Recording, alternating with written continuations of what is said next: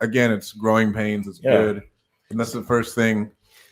I encourage everybody to get a mentor. Number one, to shortcut to skills, I think, is the number one thing, right? Like if I want to learn a new skill and I can pay someone X amount just to like, hey, no, don't go learn yourself. You can just go do it. Like here's how I did it. And that's what I told you. And that's what I told you. I'm like, hey, bro, like there's somebody that's at some point we prayed for issues and problems and stress, not stress, but you know what I mean? Like to have this level of stress or whatever it may be, it takes growth. And so there was a point in time to where, you know, we'd look in the mirror and like pray for days like that. You know, right now it's hard to be, you know, look at it and be like, man, these are the kind of problems I wanted, right? But the problems that you had before were completely different. Right. So someone out there wants the problems that you have. For me, I was like, okay, yeah, cool. That still doesn't solve my fucking problem. That's fine. Like, a lot of it is also mental. I think, and most of it now, I'd say, it's weird, right? Like most of my problems are mental. To where it's not like financial really anymore. Yeah. It's just like mental problems and like breaking through new limiting beliefs. It's emotional. It's emotional problems that you having at this point in time. Like you're like, the stress that you have is for emotional reasons. And when we talk about business, you got to remove the emotions out of it. I'd say that's one of the harder things in business, where I try and be like cutthroat. But at the same time, like you still, like you care for the people, right? And like we can go into firing to where I'll fire off.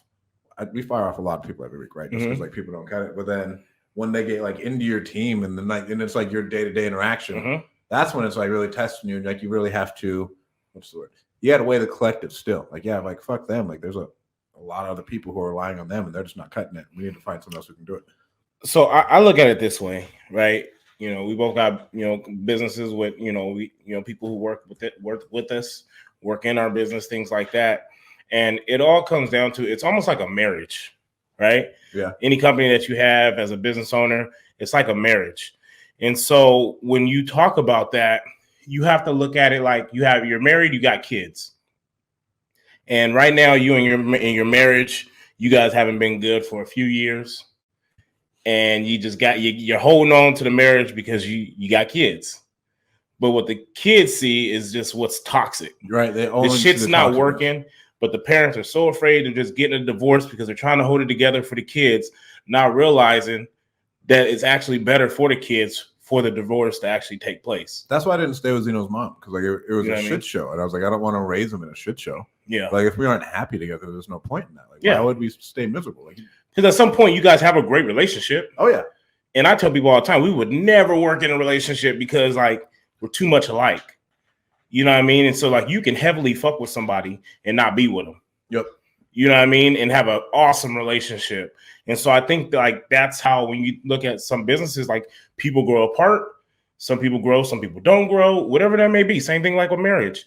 You know, that's a discussion to be had. And don't think of it as the people that's involved with that relationship. Like sometimes relationships need to end in betterment for those people.